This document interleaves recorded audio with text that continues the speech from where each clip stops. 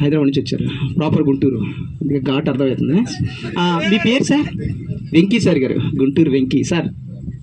రాకేష్ గారు, రామాంజనేయులు గారు, సత్యనారాయణ గారు, నారాయణమూర్తి సార్ గారు, శ్రీనివాస్ గారు ధర్మవరం నుంచి వచ్చారు, చంద్రశేఖర్ ఆజాద్ గారు, లక్ష్మయ్య గారు కరీంనగర్ నుంచి వచ్చారు, లోకేష్ యాదవ్ గారు, లోకేష్ బాబు గారు కడప నుంచి వచ్చారు, బాంబులు కట్టదాలి.